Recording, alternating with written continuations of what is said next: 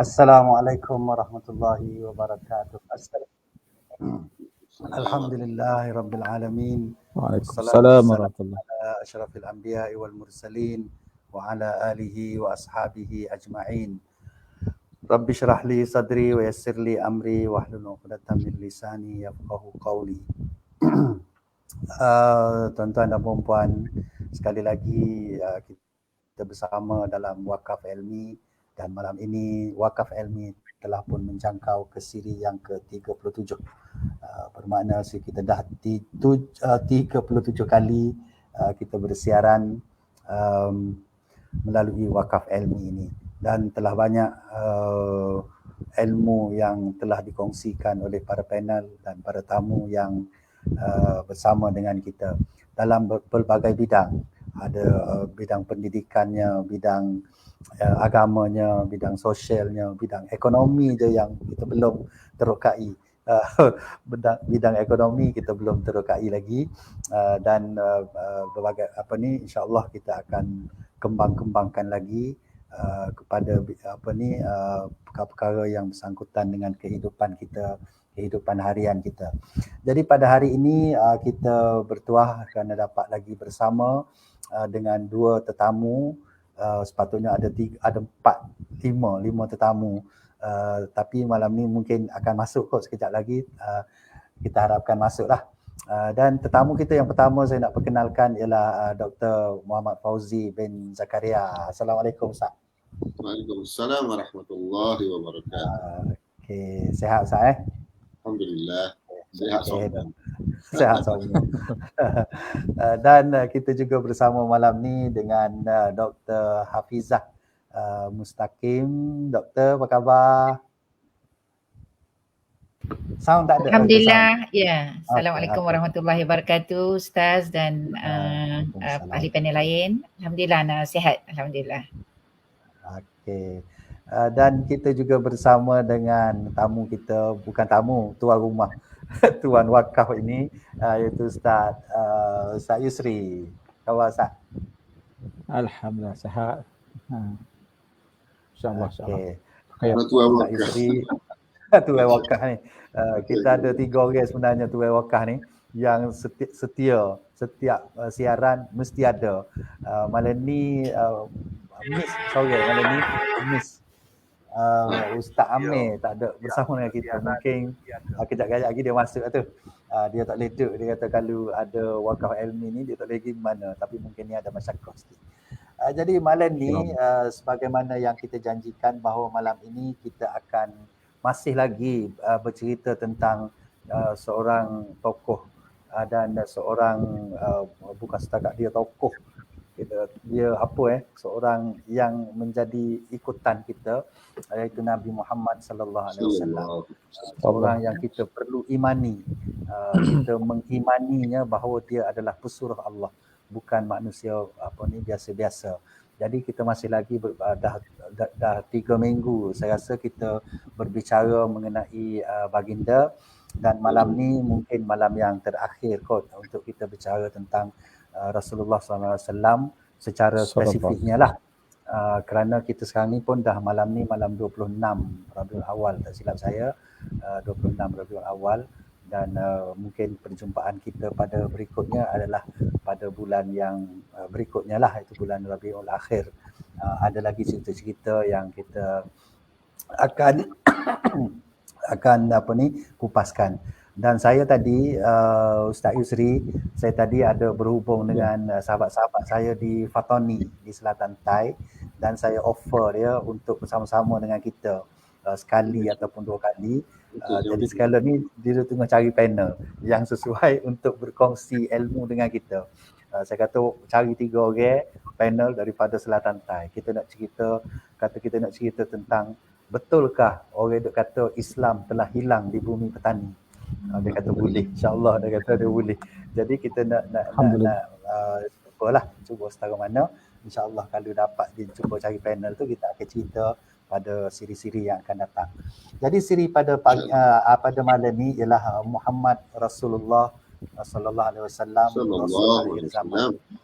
Dan kita minta maaf banyak kepada sahabat-sahabat kita kerana banner kita tulis tu salah aja ni.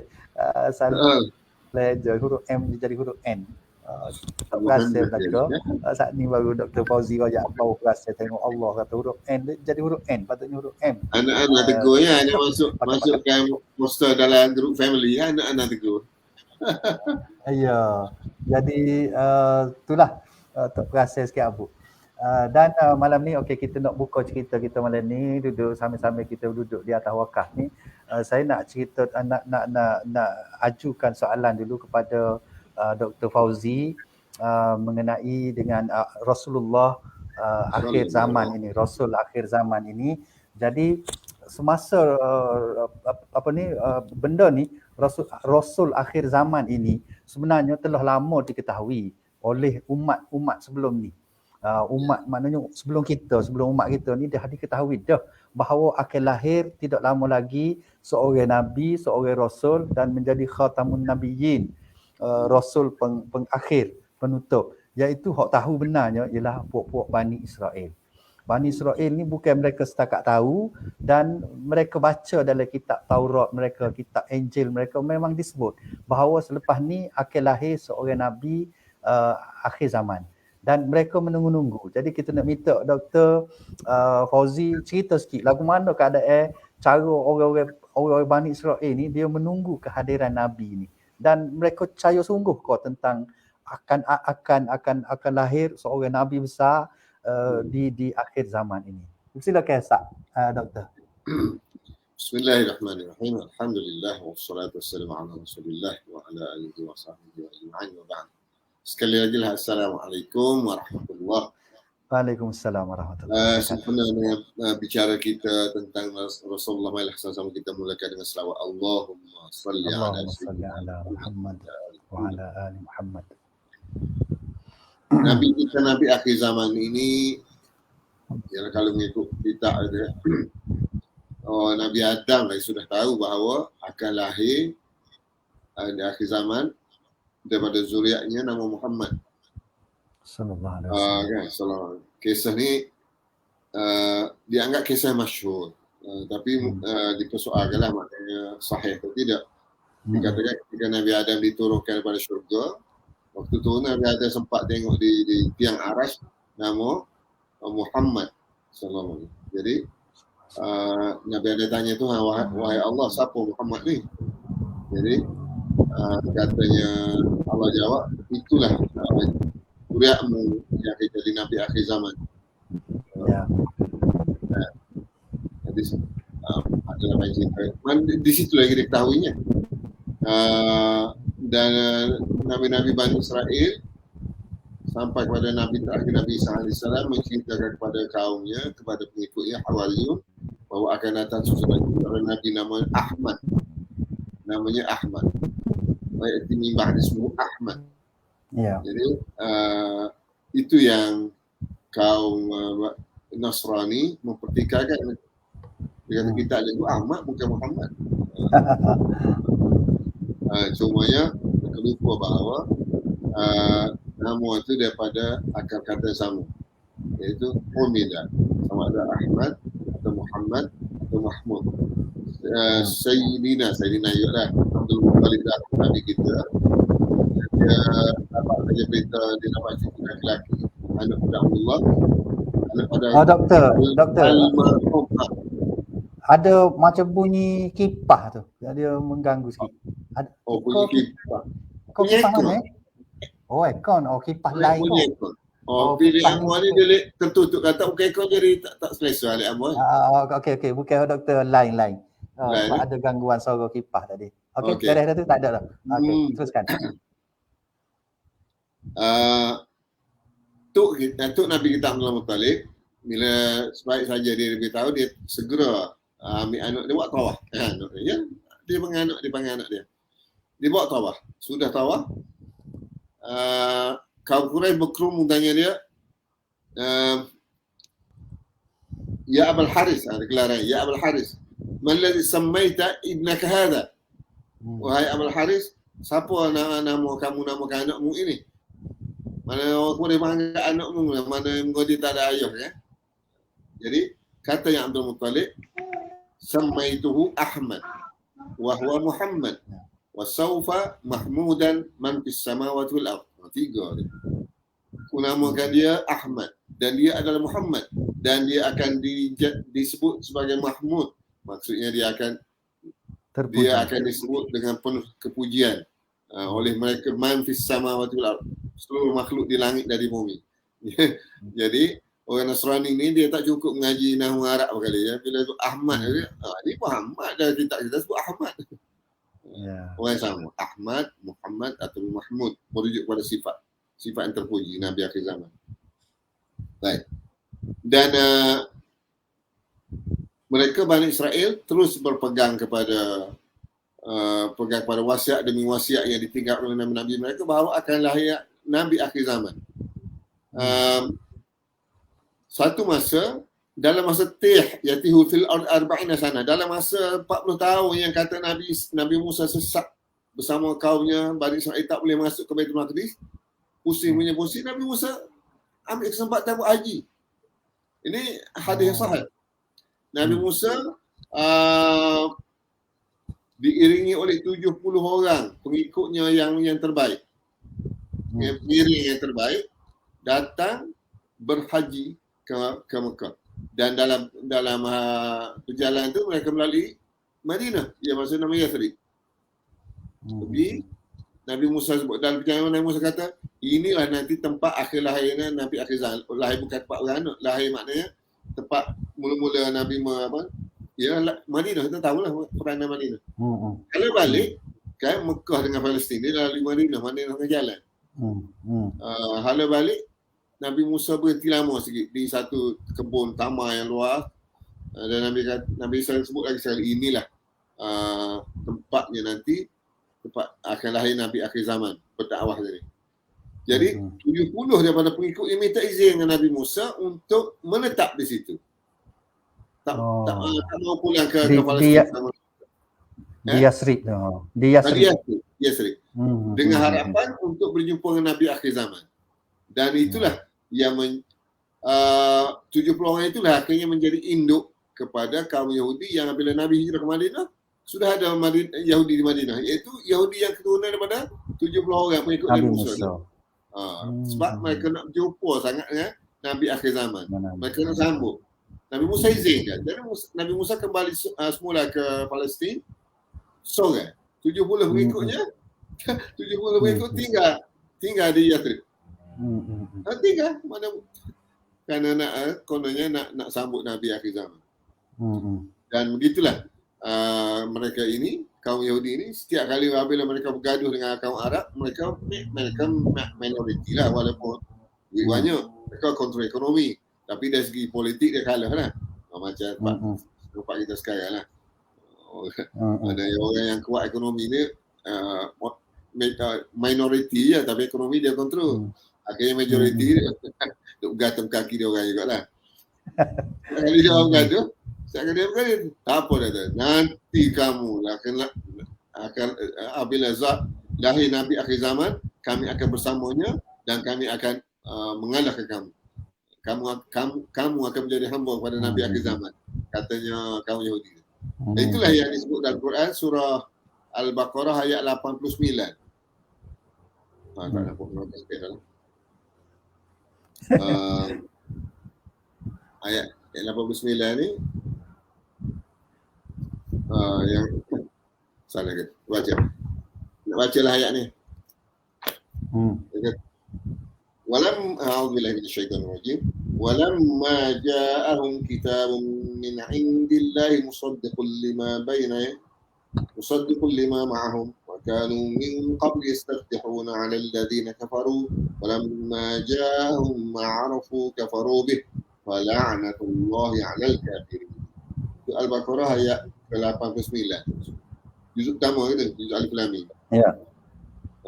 Dan tatkala mana telah datang kepada mereka apa yang disebut walamma ja'ahum kitabun min 'indillah, dan apabila telah datang diturunkan kepada mereka kitab yang diturunkan daripada sisi Allah, di mana kitab itu musaddiqan lima ma'ahum, mana kitab itu adalah walamma ja'ahum kitabun min indillah. Maknanya apabila datang pada mereka Nabi Muhammad dan Rasulullah Nabi Muhammad, Quran, kitab Quran, mengesahkan kitab Taurat tu. Mengesahkan kitab yang mengesahkan kebenaran kandungan kitab yang ada pada mereka dahulu, iaitu Taurat. Itu cerita. Bila datang pada mereka, wakanu min qabl, sebelumnya mereka itu kaum Yahudi, yastaftihuna 'ala alladziina kafaru.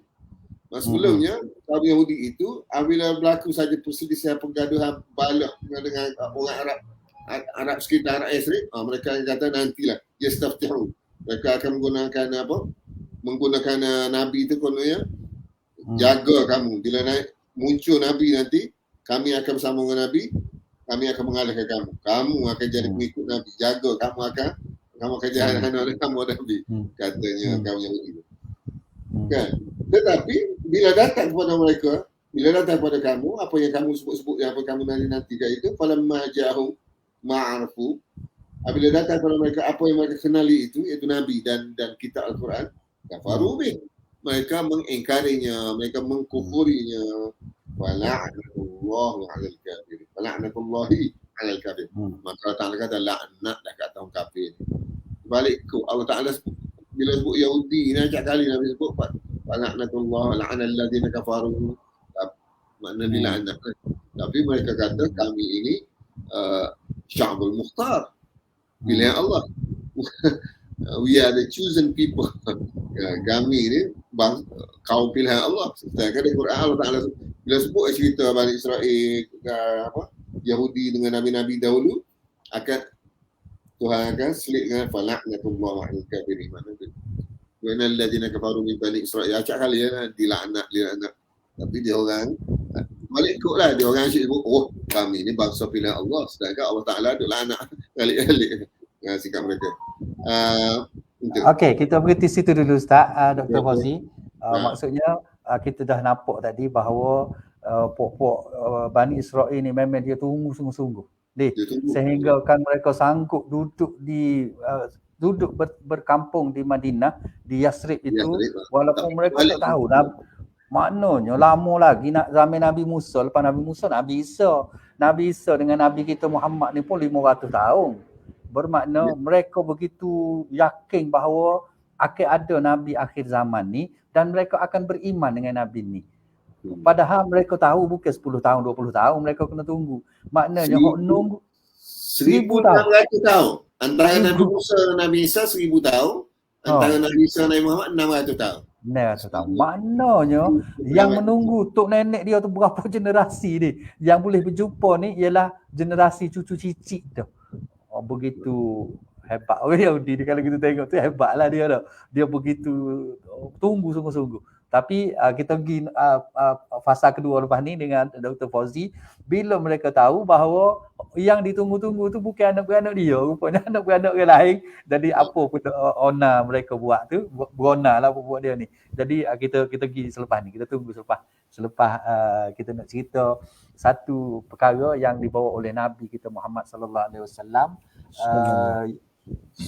iaitu Nabi sallallahu alaihi wasallam ni bukan setakat dia ni membawa satu ajaran yang benar, bukan setakat dia ni mempunyai akhlak yang mulia, tetapi dia juga ketika Nabi diutuskan tu, di zaman Nabi ini, para wanita menjadi satu, orang kata wanita ni status dia terlalu rendah lah, orang tino lah. Wanita ni statusnya terlalu rendah, sehingga kan ada sekelompok orang-orang Arab musyrikin, orang-orang Quraisy, bukan semua tapi sebahagian, ada satu-satu kaum yang duduk di pedalaman, mereka tidak sanggup menerima anak perempuan. Lalu bila lahirnya anak perempuan, mereka kambuh, mereka tanam hidup-hidup. Jadi bila Islam datang, Islam memulihkan keadaan ini. Islam telah mengubah keadaan ini. Jadi Islam ni begitu memuliakan wanita, kerana wanita merupakan induk kepada umat ini. Jadi kita nak minta Dr. Hafizah untuk cerita sikit tentang bagaimana Islam ini mengangkat martabat wanita, sekaligus dia mengutamakan kekeluargaan, keluarga, sebuah keluarga tu maknanya kita ni daripada individu pergi kepada keluarga, keluarga lahirnya masyarakat, daripada masyarakat itulah lahirnya sebuah negara yang mengamalkan Islam. Jadi nak minta Dr. Hafizah kupas sikit tentang status wanita dengan Islam ini. Silakan doktor.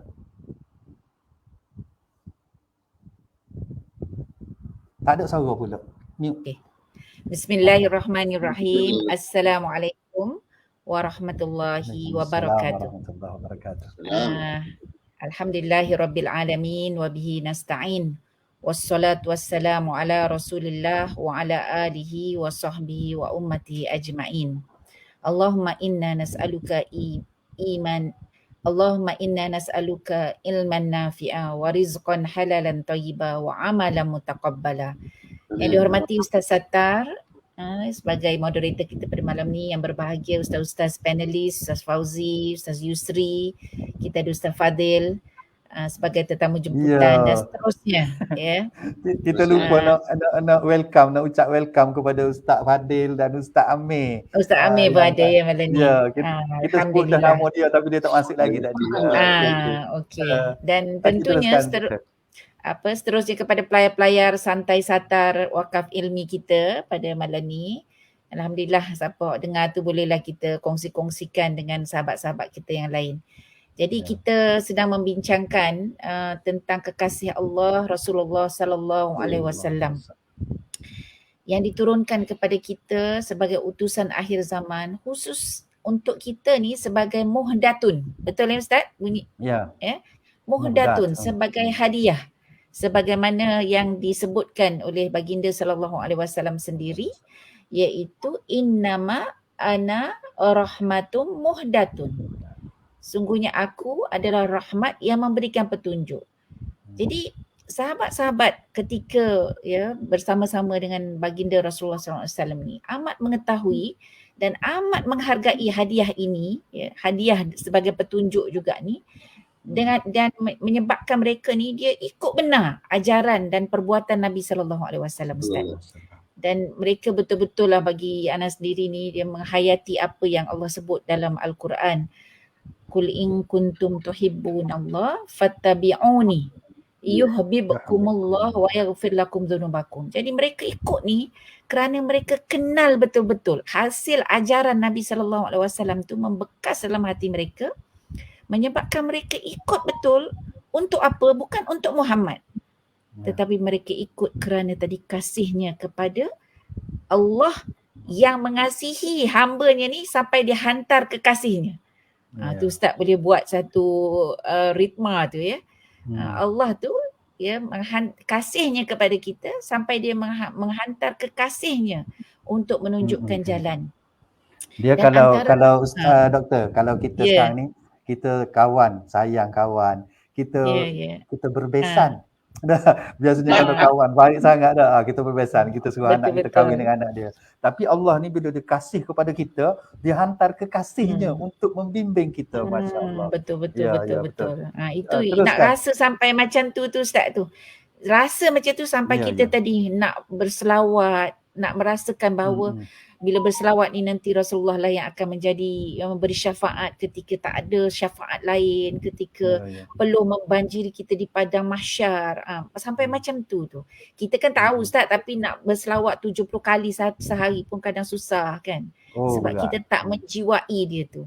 Jadi inilah yang nak kita bawa insya-Allah dalam perbincangan kita, kerana antara yang mendapat sangat rahmah ataupun hadiah ni, petunjuk ni adalah sebab kita tahu bahawa yang mengikuti Rasulullah SAW terutama di awal-awal perjuangan adalah golongan yang tertindas. Siapa golongan tertindas?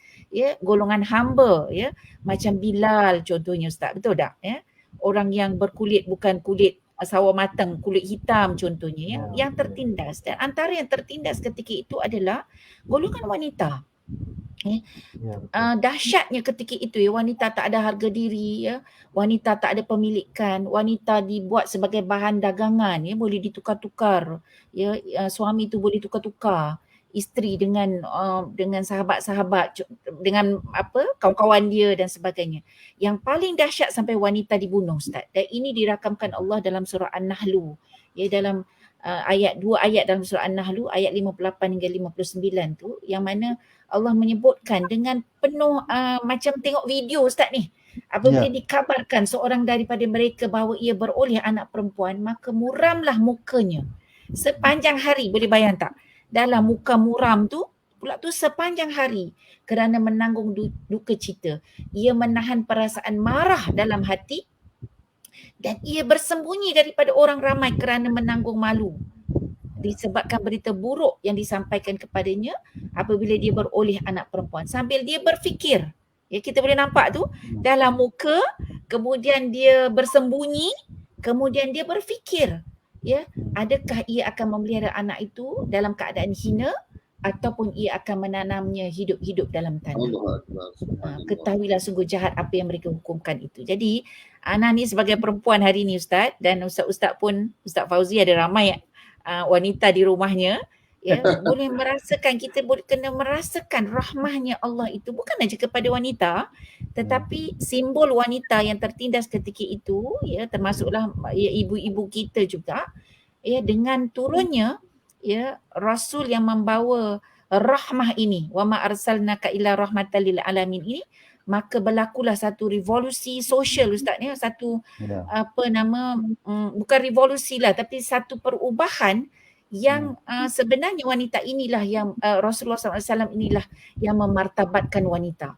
Ya, tak ada inspirasi lain daripada sudut perjuangan wanita ini yang lebih hebat selain daripada Rasulullah SAW, sehingga Michael Hart menuliskan beliau dalam bukunya The 100 sebagai orang nombor 1, ya, tokoh yang paling berpengaruh, ya, yang ditulis dalam bukunya.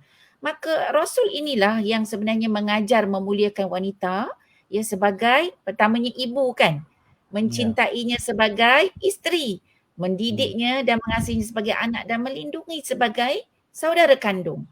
Ketika itu, ya, datangnya Islam ini, datangnya Rasulullah sebagai utusan akhir zaman ini, wanita ni bebas mempunyai identiti diri dia sendiri.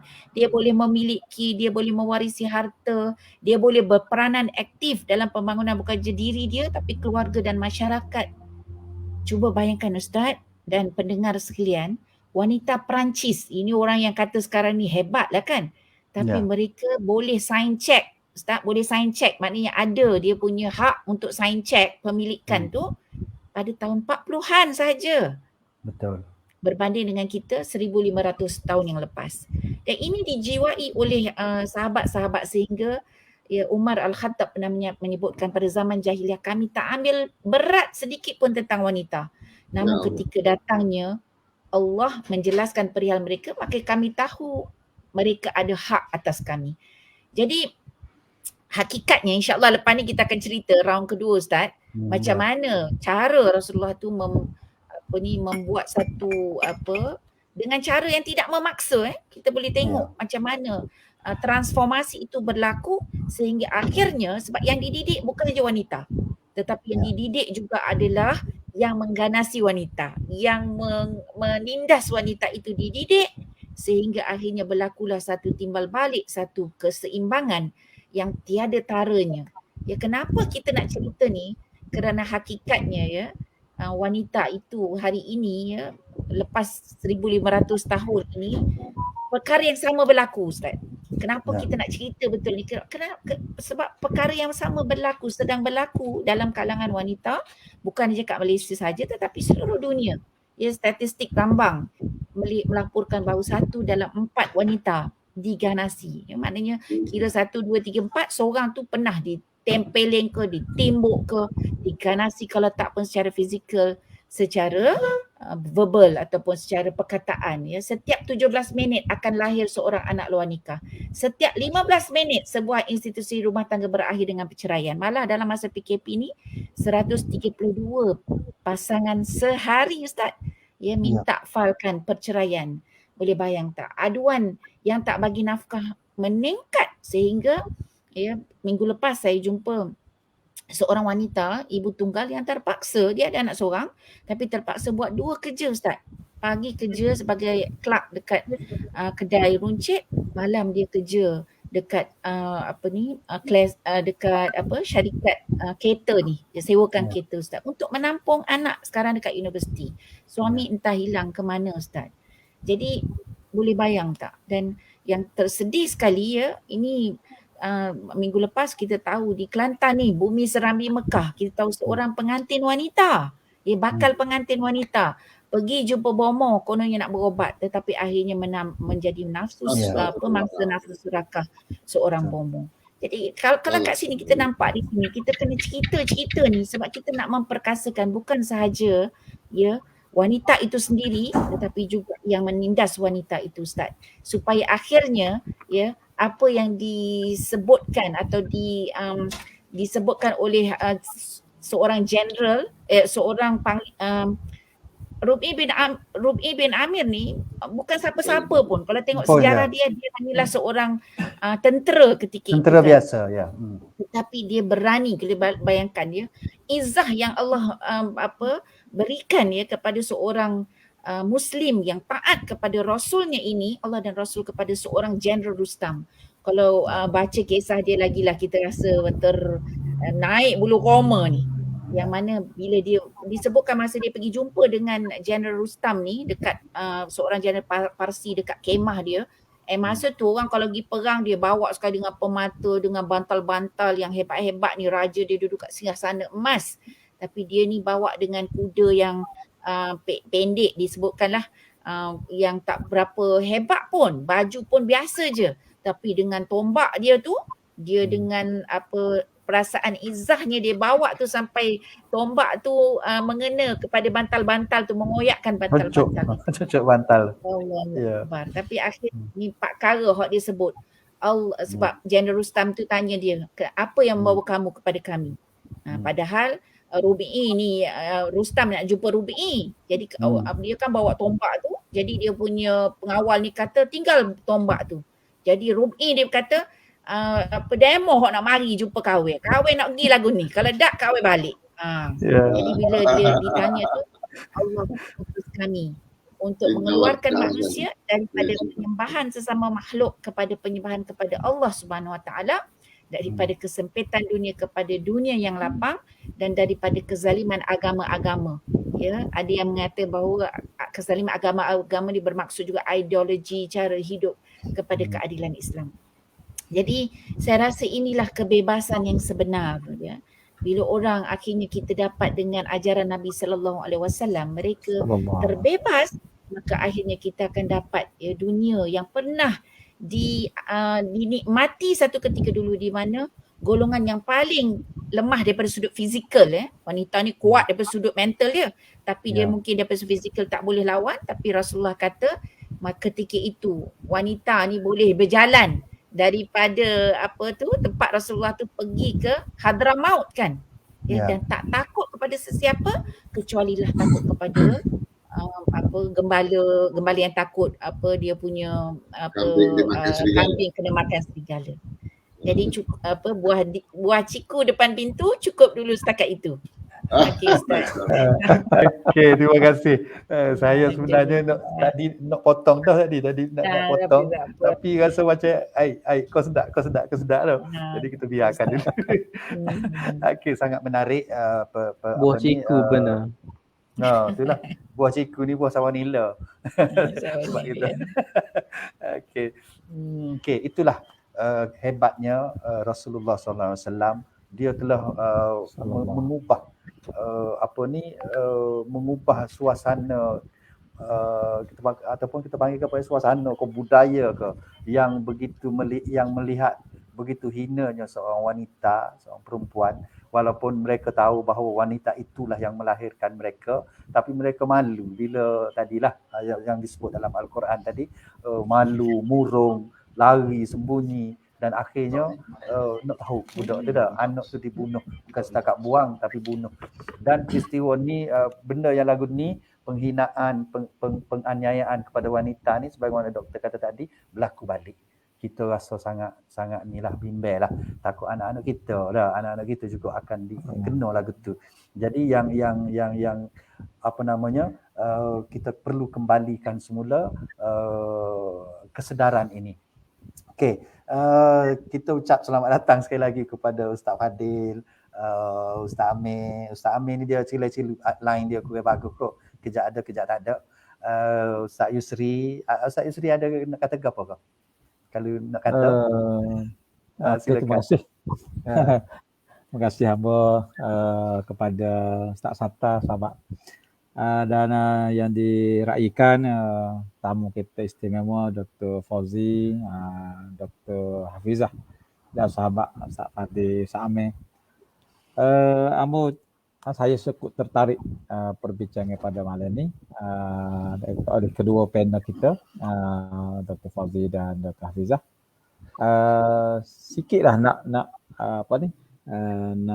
respon apa yang Ustaz Dr. Fauzi sebut sekejap tadi berkenaan dengan orang Yahudi yang dibawa oleh Nabi Musa AS tu, mana mereka ni terlalu nak sangat jumpa dengan Nabi SAW.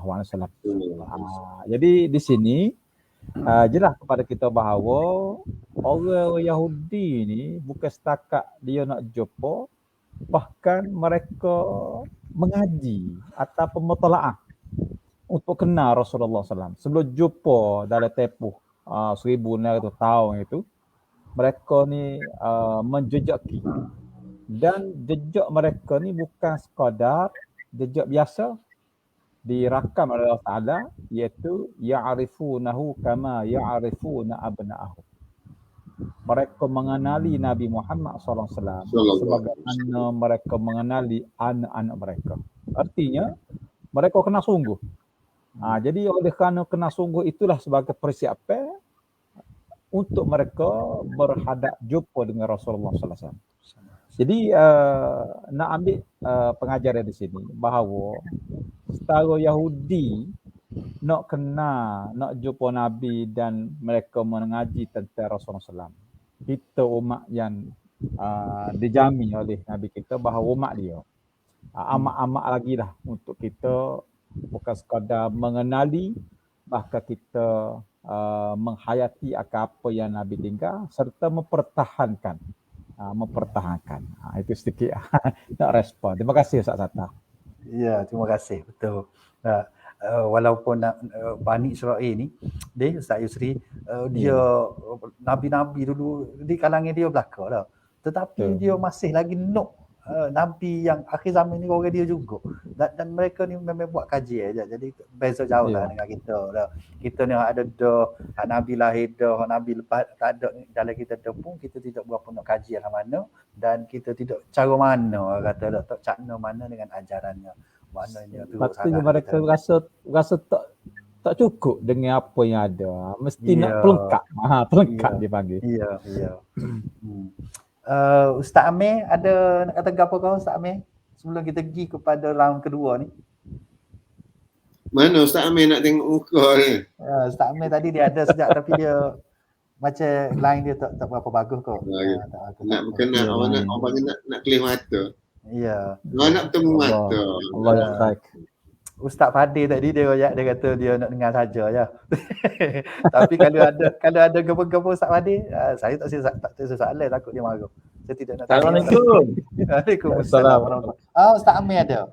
Kita Ustaz Amir. Yang mau nak habis weh. Ya Allah.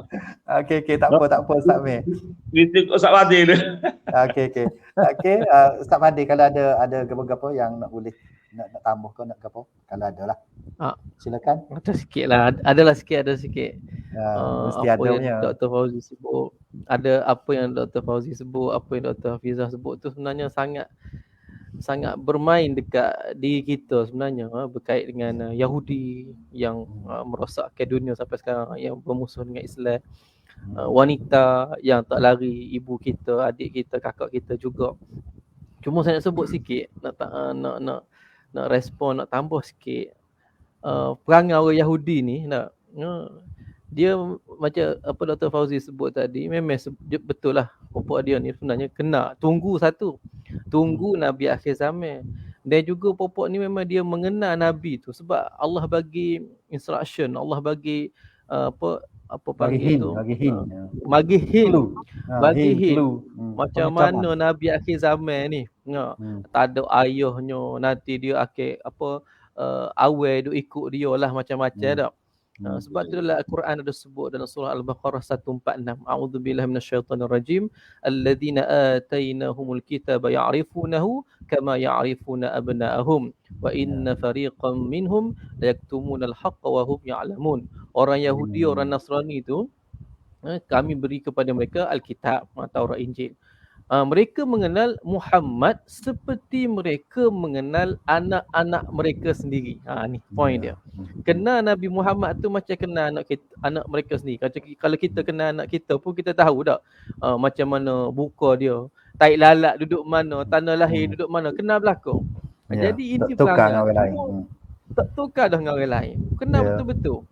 Tapi masalahnya ada perangai juga Yahudi ni. Nanti Dr. Fauzi akan sebut. Cuma ada satu riwayat cerita. Orang Madinah ni, popok dia dia cerita mula bila dah Islam apa semua, dia cerita mula. Dulu popok Yahudi ni semua duk mengancam kami. Sama-sama ingat. Esok nanti bila mari Nabi siaplah apa-apamu. Dia kata gitu. Dia mengancam. Ingatlah nanti ada hari kiamat, ada syurga neraka. Popok dia dakwah lah. Dan ancaman mereka juga antaranya nanti akan mari Nabi siaplah popokmu. Jadi tapi bila mari Nabi popok dia pula dia lawan. Popok dia siap. Popok dia pula. Ni popok Ansar dan penduduk Arab Yathrib pada ketika itu rasa gitulah popok dia. Gitulah. Begitu saja, insya-Allah. Okey, terima kasih. Okey, saya nak kongsi satu cerita yang cerita tentang wanita tadi yang Dr. Hafizah kata tadi. Zaman Nabi tadi ada yang disebut dalam Quran kan, bahawa mereka bila lahir anak perempuan murung dan sebagainya, sehingga kan ada orang cerita tentang Sayyidina Umar. Dia kata Sayyidina Umar pun salah seorang yang membunuh anaknya, yang buai anaknya. Dan cerita ni adalah karut. Cerita ni tidak ada sanad yang sahih yang mengatakan bahawa Sayyidina Umar membunuh anaknya. Sebab Sayyidina Umar ni dia golongan bangsawan. Bangsa Quraisy yang bangsawan, maka tidak ada budaya membunuh anak tu, tak ada. Bunuh anak tina tak ada. Dan sebab itulah dia ada anak tina, anak perempuannya ada Hafsah. Hafsah tu jadi isteri Nabi dah. Hafsah. Silapnya dah. Isteri Nabi. Isteri Nabi kan? Ya. Hafsah. Jadi dia kalaulah dia bunuh anak perempuan, mana tak ada lah anak perempuan dia. Jadi cerita tentang Omar Al-Khattab tu membunuh anak tu tak betul. Tapi memang ada di zaman tu yang mengatakan yang ceritanya memang bunuh anak, disebut dalam Al-Quran mereka membunuh anak-anak perempuan mereka tu memang ada, tapi tidaklah bangsa Quraisy yang bangsawan yang berada di dalam kota Mekah tu. Sedikitlah. Kita nak pergi sikit lagi kepada Dr. Fauzi. Setelah mereka menunggu begitu lama kehadiran Nabi ini dan mereka kenal, tadi kita tahu dah, kenal seperti mengenali anak mereka sendiri. Akhirnya bila munculnya Nabi Muhammad sallallahu alaihi wasallam ini, mereka mengingkarinya, mereka mengkufurinya, bahkan mereka menentangnya pula. Jadi sejarah Bani Israel menentang para nabi ini berlaku lagi kepada Nabi Muhammad. Dulu orang bangsa dia sendiri, Nabi di kalangan bangsa dia sendiri, sehingga ada yang mereka bunuh Nabi, mereka gaji kepala Nabi, Nabi Zakaria gitu dah. Dan ini sama telah lah bila mereka mengetahui bahawa Nabi ini bukan daripada bangsa mereka. Jadi minta Ustaz Fauzi dalam masa 5 minit, 7 minit gitu untuk mengulaskan cerita selanjutnya. Silakan. Bismillahirrahmanirrahim. Kisah setianya, terujanya kaum Yahudi nak jumpa Nabi akhir zaman ni lebih lama berbanding kita sekarang. Kita dengan Nabi kita baru 1500. Dia orang bermula zaman Nabi Musa, bila Nabi Musa sebut di sinilah akan lahir nanti Nabi akhir zaman. Masa tu dengan zaman Nabi 1600 tahun. Dia punya sabar dengan penuh teruja mereka tunggu. Dalam masa menunggu itulah mereka sebut macam Ustaz Fadil sebut tadi. ayat sebenarnya ayat yang saya baca tadi gitulah. Mereka yastaftihuna, mengancam akan mengalahkan ke orang tu apabila Nabi akhir zaman tu. Apa ni dan apabila mereka tahu bahawa Nabi itu bukan daripada kalangan mereka, mereka buat onar. Ya. Dia bermula dengan bila dia orang tahu Nabi lahir di Mekah. Bila Nabi lahir di Mekah, dia tu hantar rombongan ke Mekah ajar pemimpin-pemimpin musyrikin suruh torture Nabi. Ya. Dengan tanya beberapa soalan. Itu ada 3 soalan utama. Iaitu soalan itu ada dalam surah Kahfi dengan surah Isra. Surah Isra kan. Maknanya dia orang ni pimpinan Yahudi Madinah ni hantar rombongan jumpa dengan Abu Sufyan, jumpa dengan Abul Hakam. Abul Hakam ni bapa profesor lah kononnya. Gelaran kepada Abu Jahal Abul Hakam, iaitu bapa profesor. Dia kata Yahudi ni dia tahu dah kisah tu dalam kisah dalam kitab mereka ni. Dia ajar kamu tanya 3 soalan, kalau dia boleh jawab betul dia Nabi. Kalau dia tak boleh jawab, bohonglah. Jadi itulah cerita ala takunu min syai'in fa'il talqa illa ya Allah tu. Nabi jawab juga, Nabi sama. Fatara wahyu lebih kurang kata 2 minggu, kata 40 hari. Ya. Sama ada kata 40 hari, ada kata 40 hari. Fatara wahyu itu terbantu wahyu. Okey ya. Nabi pengajaran kita sini kerana Nabi tu Nabi dah. Tapi dalam kes nak jawab soalan tu Nabi tak sebut insya-Allah. Nabi tu kata tak apa esok esok. Nabi kata dia agak besok tu wahyu. Allah Taala nak ajar Nabi wa fataral wahyu. Terhenti wahyu selama itulah kata Ada kata 17 hari, ada kata 17. Akhirnya tu lah ayat dari surah tu lah. Wala taqulu li syai'in fa'il talqa illa an yasha Allah. Lain kali nak kata apa-apa jangan kata esok okey. Jangan. Melainkan kena kata insya-Allah. Itu tarbiyah tu. Tarbiyah banyak kepanjang sampai kepada kita. Insya-Allah penting kata dalam Nabi Allah Sulaiman alaihissalam pernah sebut gitu juga. Dia kata Nabi Sulaiman dia ada 900 orang isteri dengan jariah semua sekali. Dia kata aku akan meniduri jariah satu malam, nescaya akan lahir nanti 900 orang putera yang aku akan angkat mereka jadi Faris, panglima tentera berkuda. Hasilnya boleh seorang tu pun OKU. Kerana Nabi Sulaiman tak sebut insya-Allah. Sah Allah tandanya. Baik. Hona. Puncak pada honanya apabila kaum Quraisy tak berjaya nak torture Nabi kita Muhammad, dia orang buat hona di Mekah lah. Kan? Ya mula-mula Nabi halau dia keluar, akhirnya Nabi kata tak boleh ni, kena hukum bunuh. Dia ada tiga kumpulan yang di Madinah kan. Bani Nadir, Bani Qainuqa dan Bani spontan tak ingat dah. Ada tiga kabilah, tiga kabilah. Bani Nadir, Bani Qainuqa, Bani ingat. Tak ingat nama apa dah. Spontan ni. Quraiza. Bani Quraiza. Ya betul. Yang mereka buat hona demi hona, akhirnya mula-mula sekali mereka bersetia dengan kaum munafikin, dan inilah mereka merancang untuk memerangi Nabi daripada dalam. Itu yang kemuncaknya akhirnya berlaku perang Ahzab.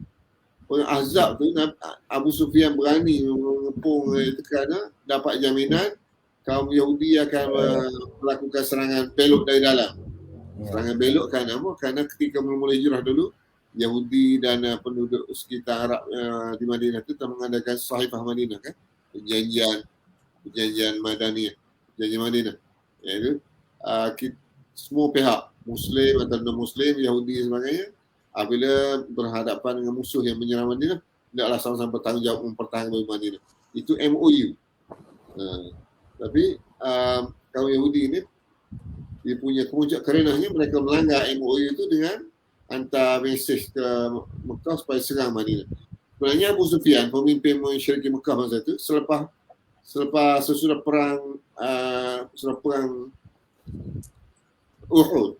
Setelah perang Uhud, Abu Sufyan orang Mekah dan musyrikin Mekah ni sudah rasa puas hati dah. Okey dah. Mereka dapat balas dendam kekalahan mereka dalam perang Badar. Perang Badar mereka kalah. Dan perang Uhud mereka dah puas hati dah. Tak terlintas dah sebenarnya nak perang. Tapi kaum Yahudi di Madinah lah yang melakukan desakan supaya serang dengan jaminan kami akan berontak dari dalam. Tapi ternyata bila tentera Ahzab dipimpin Abu Sufyan datang, mereka tak buat apa-apa pun. Dan lepas itu Nabi tahu, pokoknya mereka belok. Itulah mereka minta, Nabi minta seorang sahabat dia yang rapat kaum Yahudi minta apa hukuman sepatutnya. Sahabat dia kata, Sa'ad bin Mu'az. Sahabat kata gini, kaum lelaki itu atau bunuh semua. Bunuh semua. Jadi yang keluarganya jadi tawanan, jadi jari-jari harta dengan apa sebagainya. Dan sebagian dihalal ke Khaybar itu balik.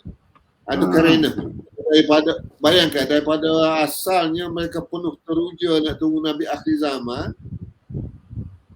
Bila sampai pada mereka sebaliknya mereka memerangi Nabi yang mereka tahu ni, mereka tunggu-tunggu ni. Ini kerana ni kalau kita suluh kepada masyarakat sekarang pun selalu kerana ni dulu bukan main bersekutu. Kalau dulu begitu teruja bersekutu, tapi akhirnya bila tak setuju misalnya contoh ada grup yang menamakan diri mereka Islamis, masa dia berbaik dengan golongan sosialis, berpeluknya, cium pipi, macam saya harap kerja kawan tu tak biasa, kawan tu sosialis Cina. Kena peluk jempak pak Allah sudah apa pak ni LGBT ke? Takut LGBT. Rupanya saya harap dia LGBT. Masa tu Allah. Apa kebetulan boleh kata lebih baik 5 minit minum kopi dengan demo ni banding duduk 10 dengan nasionalis je. Lebih baik Allah. Tu contoh. Tapi bila tak kena, bila tahu tidak. Adalah perangai tu maknanya itu memang perangai Yahudi. Sama lah. Wallahualam. Okey. Terima kasih Ustaz Dr. Fauzi. Ni nak cerita bahawa Islam ini dia naik dengan adanya musuh sebagai menekan. Masa Nabi berada di Mekah, musuhnya ialah kaum musyrikin Arab, keluarga dia sendiri, anak-beranak dia, orang yang sebangsa dengan dia, duduk lawan dia apa semua. Bila pergi ke Madinah, rupanya ada lagi yang orang-orang yang duduk menunggu dia. Maknanya orang yang ada kaitan, yang menjadi musuh kepada Islam ialah orang yang ada kaitan dengan Islam rupanya. Bila kita buatkan, kita fikirlah secara muda-muda tau. Di Mekah, orang yang ada kaitan dengan Nabi, orang yang ada kaitan dengan sebangsa dengan Nabi, lawan Nabi. Di Madinah, orang yang duduk lama 1,600 tahun tu tunggu Nabi mari. Dengan teruja menunggu. Ya, tapi akhirnya lawan Nabi sehinggakan banyak ayat-ayat Al-Quran ya Bani Israel itu turun di Madinah. Selain daripada ya ayyuhallazina amanu, maknanya menjadi satu. Dan inilah saya rasa mungkin daripada penentangan orang-orang Yahudi Bani Israel inilah Islam terus berkembang bila adanya tekanan. Jadi orang Islam ni dia lagu tu sifat dia, bila ditekan baru dia naik. Kalau orang tak cara, sebab situ lah. Tak naik dah berkali lah. Zone selesa. Ya, duduk dalam zone selesa. Jadi tu. Terima kasih Dr. Fauzi, dan kita nak beralih pula kepada Dr. Hafizah mengenai cerita balik mengenai keadaan sosial masyarakat yang apa nama ni, yang ada lelaki perempuan ni. Jadi perempuan ni orang kaum Hawa ataupun kaum wanita ini sejarahnya memang sentiasa ditindas dan sentiasa di apa orang kata diletakkan di tahap yang rendah oleh orang-orang lelaki lah. Jadi bila Islam mengubah, buat reformasi kepada masyarakat ni, tidak ada, bukan setakat hilangnya kasta-kasta, tapi hilangnya juga perbezaan di antara lelaki dan wanita. Maknanya bukan sama, tapi ayatnya masing diberikan peranan yang besar terhadap wanita ini, sehingga kan ibu itu disebut 3 kali baru sebut bapa kan. Siapa yang kamu kena hormat, maka ibu, dan yang keempat baru bapa. Jadi gitulah tingginya martabat seorang ibu, sehingga orang Melayu pun buat satu perumpamaan syurga itu di bawah telapak kaki ibu. Jadi Islam telah mengangkat begitu tinggi. Jadi nak minta ulasan lagi sikit daripada Dr. Hafizah tentang cerita ni. Ibu silakan. Okey. Bismillahirrahmanirrahim. Assalamualaikum, bertemu kembali. Mungkin saya nak mula dengan, sebab nak kait tadi wanita dengan keluarga. Satu kisah ketika zaman Nabi SAW, dikatakan bahawa Asma binti Abu Bakar, ya, dia mengulang-ulang satu ayat tu, ya. Sahabat ada dengar dia. Ya, dia lalu rumah Asma dan dia dengar Asma ni membaca ayat ini, surah At-Tur ayat 27.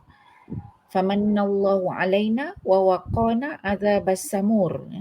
Maka Allah mengurniakan kami rahmat dan taufiknya serta memelihara kami daripada azab neraka. Maknanya bila sahabat tu lalu mendengar, bila balik masih lagi mengulang-ulang ayat ni. Jadi ini sebenarnya menunjukkan bagaimana kesyukuran Asma binti Abu Bakar ni, ya, beroleh rahmat daripada Allah. Dan ayat sebelum tu, ya, ayat 26 berbunyi, qalu inna kunna qablu fi ahlina musyfikin. Yang mereka berkata, maksud dia, sesungguhnya kami dahulu semasa berada dalam kalangan keluarga kami selalu merasa cemas takut daripada berlakunya derhaka kepada Allah. Surah Tur, maknanya ni gambaran ketika di surah Tur ni dia cerita pasal keadaan di syurga, ya. Menceritakan dulu bagaimana di dunia ni, begitulah kita.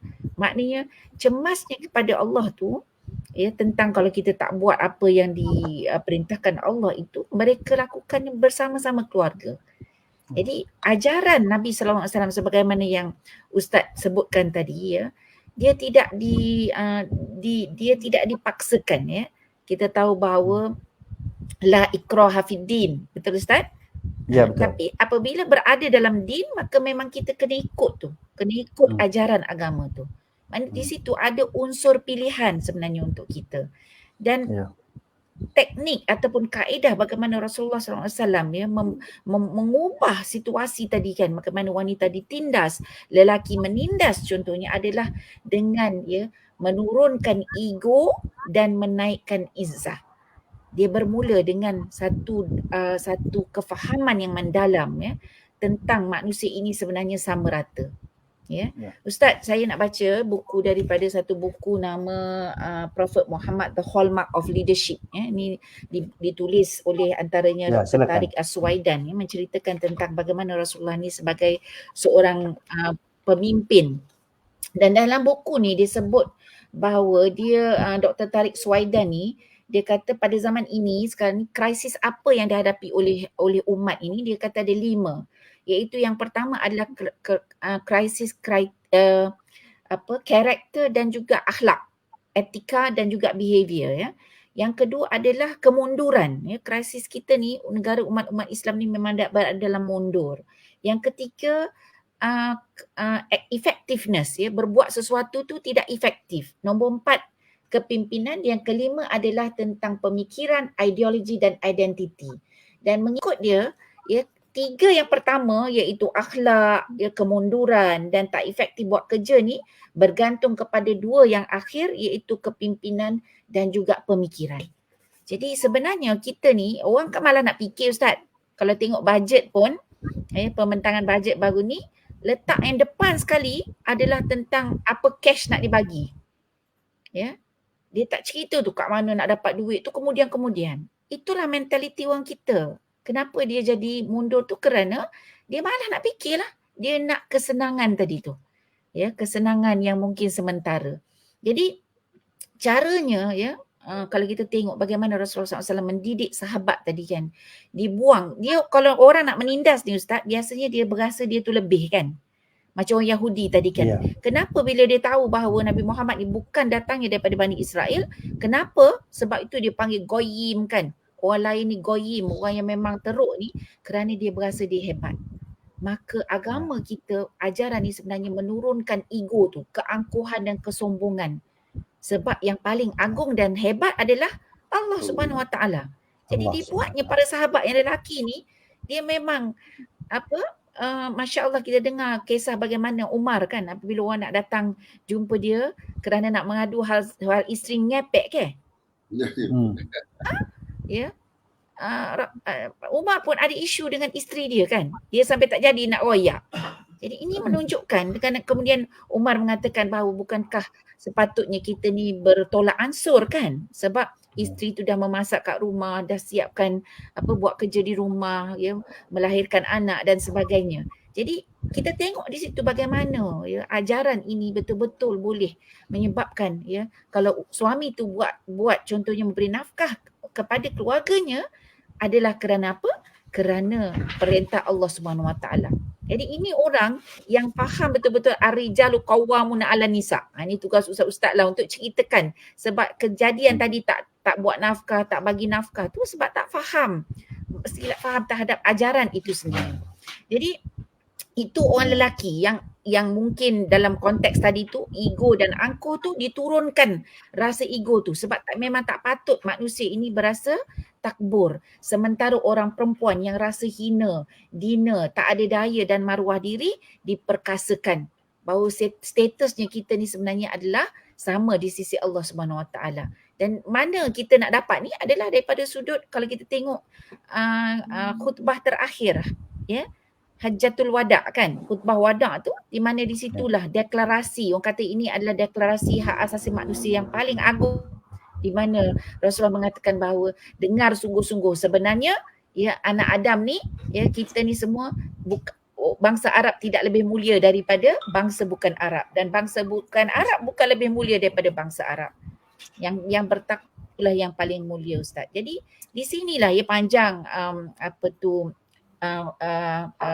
khutbah wada' tu, tapi bagi saya inilah yang memperkasakan orang perempuan dan memperkasakan orang lelaki ya, sebab memang disebutkan, saya suka sangat baca ni bila Rasulullah kata ya wahai manusia, sebagaimana kamu punya hak atas isteri kamu, mereka juga ada hak atas kamu. Sekiranya mereka menyempurnakan hak mereka, maka mereka juga berhak diberi makan, pakai dalam suasana kasih sayang. So di sini dasarnya adalah saling hormat, menghormati dan kasih sayang. Bukan hanya tanggungjawab tu. Rasulullah sambung lagi, layanilah wanita kamu dengan baik dan lemah lembut kerana mereka adalah teman dan pembantu kamu yang setia. Itu dia cakap pada orang lelaki. Bahkan ketika itu adalah di lembah Uranah di Bukit Arafah tu, yang tempat selalu kita lama dah ni rindu sangat kat Arafah tu. Tapi di situlah Rasulullah diberitakan, ada riwayat mengatakan dia berucap kepada 124,000 dianggarkan ketika itu kan. Ya, message ini yang patutnya kekal sampai ke akhir zaman kan.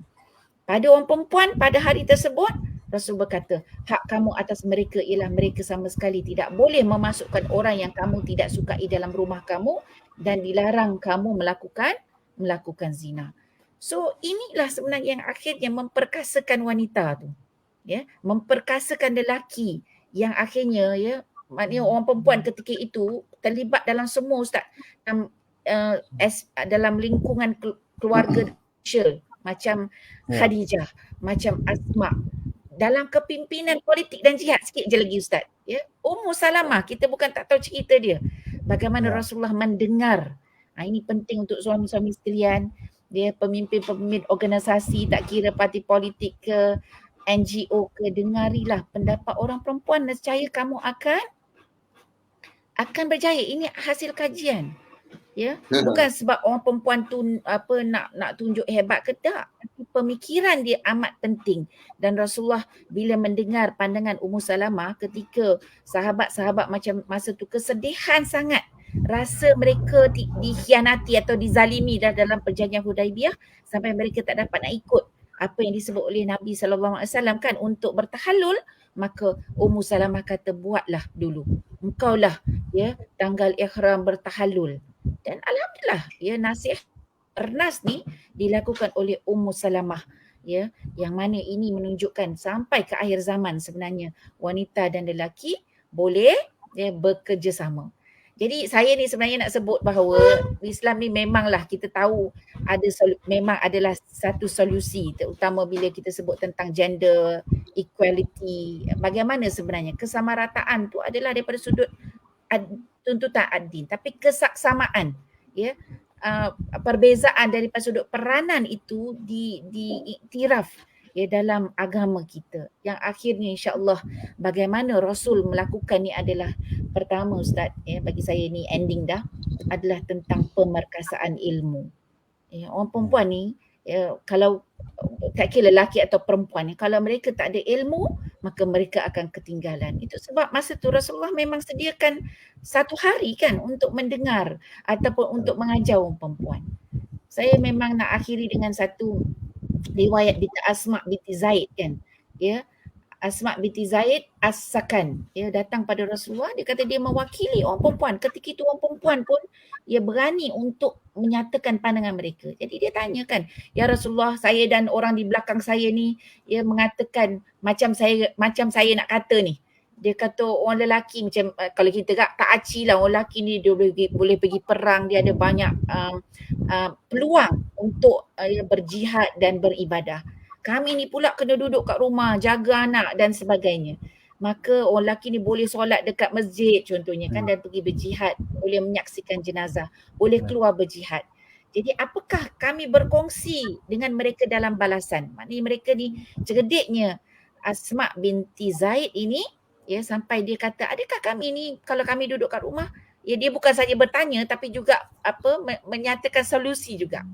Maka ketika itu riwayat mengatakan bahawa Rasulullah menoleh kepada para sahabat, dia kata kamu pernah dengar tak ya soalan yang lebih baik daripada soalan wanita ini? Sahabat pun dia kata tak pernah ya Rasulullah.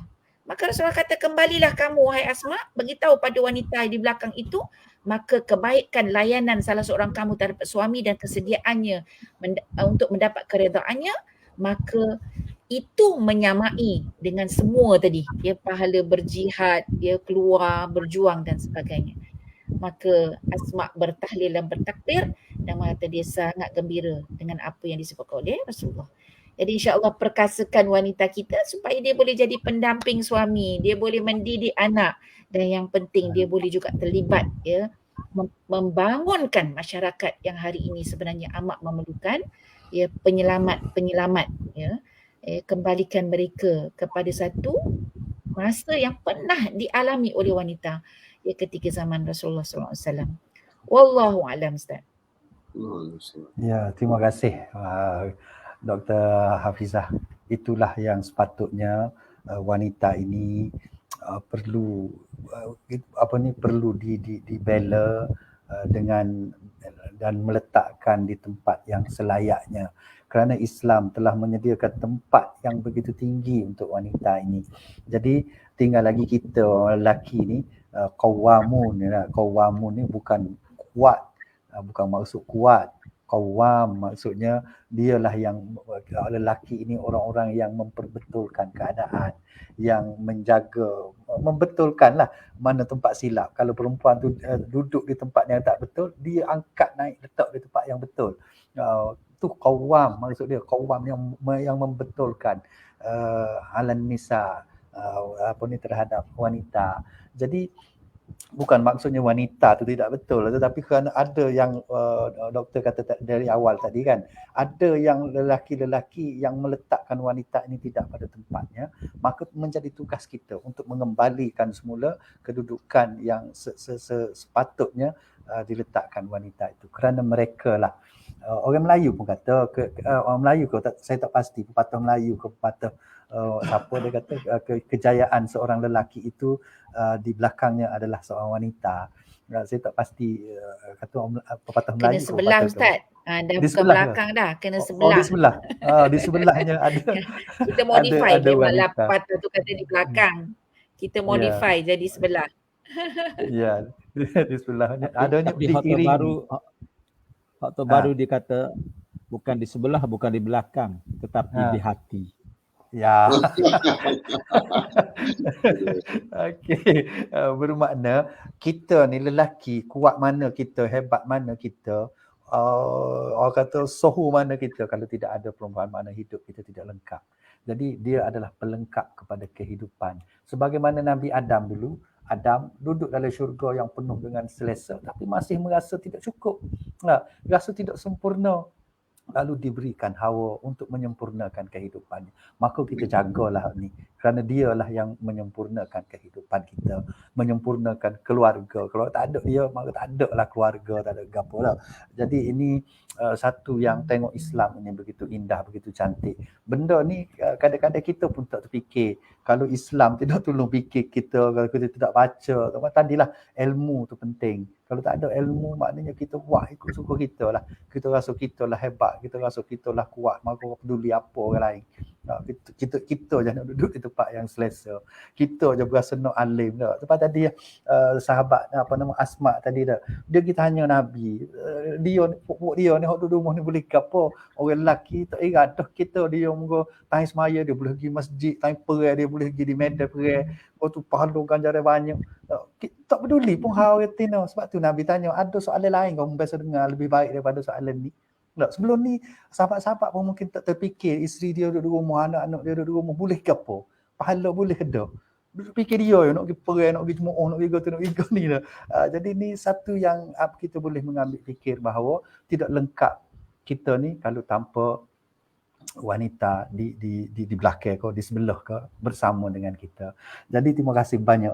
Kita tak ada dah peluang nak kepada, tapi boleh sebagai penutup ni, sebagai penutup kita nak dengar daripada tetamu-tamu kita lah, tuan-tuan rumah kita ni. Ustaz Yusri kalau ada lagi gapo nak sebagai penghabisan ni. Sejam lebih dah kita ni. Cepat Okey, Ana tak ada apa, Ana nak ucap terima kasih banyak kepada Dr. Fauzi dan Dr. Hafizah. Pengisian yang amat menarik pada ini. Terima kasih banyak, jazakallah, banyak ilmu kita dapat. Terima kasih. Ya, betul. Ustaz Fadil, kalau ada Amun nak ayat so je. Amun nak ayat so je.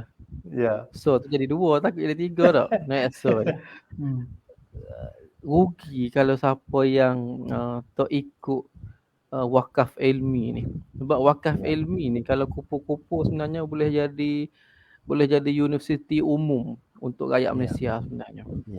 Jadi sebenarnya siapa yang dengar ni, siapa yang tengok, tolong ambil jasa, ada peluang untuk dapat sahih besar, tolong share banyak. Setiap kali kita bersiaran tolong share banyak, sebab di sini kita usahakan untuk menampilkan ilmuwan-ilmuwan yang terbaik kita usahakan, dan tajuk-tajuk dia pula bukan biasa-biasa lah. Tajuk-tajuk dia untuk kita meningkatkan ketakwaan kita kepada Allah, insya-Allah. Itu sajalah nak ayatnya. Rugilah siapa yang buat tak tahu. Sebab bukan apa view sikit sangat ni. Kita memanglah kita tidak bukan bagai TV, bukan bagai apa ni. Tapi sebenarnya benda tu kadang-kadang siapa pandai menilai, insya-Allah dia tahulah. Nak ayat tu je lah, tolong share banyak. Rugi. Ya, itu saja. Terima kasih kepada tuan guru kita pada malam ini. Ya, terima kasih kepada Ustaz Fadil, dan kita pun ada sebenarnya sudah ada penonton setia kita, dan setiap minggu ada penonton baru. Macam malam ni kita ada Mumtaz Kelantan baru, kita ahlan wa sahlan. Selamat datang, dan agak-agak dia boleh bawa saing dia pula bersama dengan kita untuk kita ni. Jadi dia memberi semangat juga sebenarnya bila ramai penonton, bila ramai viewer ni, jadi memberi semangat kepada panel-panel untuk kecek dah. Tapi kalau pilih ada 3 orang, 4 orang tu jadi masalah lemah lah sikit. Dan ini adalah cabaran kepada kita yang nak menyampaikan kebenaran, memang ada cabarannya. Dan cabaran ni kita rasa kalau kita besarkan cabaran ni, kita besarkan benda ni, menyebabkan kita jadi tekan lah. Jadi kita anggap ini kita sambil kita baiki, mungkin mutu persembahan kita tidak menarik orang pun mungkin juga, walaupun tajuk sedap tapi tak boleh nak menarik orang, itu kelemahan kita. Jadi tak apalah, kita harapkan hok mana ikuti kita ni tolong share, tolong sebarkan, masuk ke dalam Facebook dia, dalam wall dia, supaya dia berkembang pesat, berkembang apa ni, ilmu ni boleh berkembang lagi. Jadi terima kasih sekali lagi kepada tamu-tamu kita, Dr. Fauzi. Minta maaf tak ada nak pergi ke round ketiga dia. Dr. Hafizah pun gitu juga. Terima kasih banyak, dan kita sebenarnya nak cadangnya nak buat 3 round tapi dia tak ada. Dah moderator pun kecap banyak juga. Ada ilmu juga moderator. Cumanya kita sikit-sikit orang kata, tapi banyak kali sikit-sikit, tapi kena kita istiqamah dengan program kita ini, dan kita akan jemput lagi Dr. Fauzi, kita akan jemput lagi Dr. Hafizah, dan kita akan jumpa kita Ustaz Fadil pun. Jangan rasa give up. Kita duduk di sini, tak ada orang, kita kecek pupuk kita, peduli apa. Dan terima kasih Ustaz Yusri yang begitu kuat beri semangat kepada saya sebenarnya. Dia beri semangat kepada saya supaya teruskan. Ustaz Amir pun begitu juga, duduk belakang tabir, walaupun lain tak ada, bateri kurang pun tak rubik, duduk situ je. Dan ini menunjukkan semangat yang begitu kuat. Jadi terima kasih semua yang telah ni. Sebenarnya ni bukan program saya, tapi program kita semua. Saya hanya menjalankan, melaksanakan saja sekadar yang saya boleh lah, saya mampu. Dan ini bukan rancangan saya, bukan platform, cuma menggunakan tapak Facebook saja. Jadi tapi dia hanya bukan program saya seorang diri. Jadi itulah akhir sekalinya kita tinggalkan malam ni dengan kita mengharapkan bahawa dalam santai kita ni ada yang sampai dan yang boleh memberi manfaat kepada kita semua. Semoga Allah membuka hati kita, memberi kekuatan kepada kita untuk kita terus sayang kepada Nabi kita, dan untuk beri kekuatan supaya kita mampu untuk melaksanakan segala sunnahnya, segala ajarannya, dan segala tuntutan agama yang kita anut ini. Jadi saya tinggalkan majlis ini, kita tutup majlis ini dengan aqulu qauli hadza astaghfirullah li wa lakum. Wassalamualaikum warahmatullahi wabarakatuh. ربنا إنا نعوذ بك من هذا الوباء ومن كل مرض وسقم وبلاء.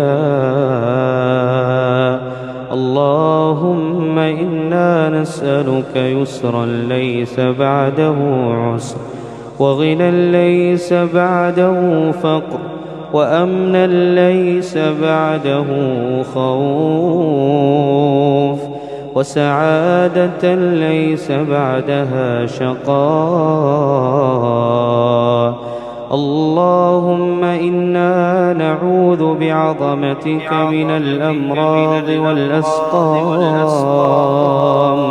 والفتن والمحن ما ظهر منها وما بطن. ربنا عليك توكلنا وإليك نبنا وإليك المصير.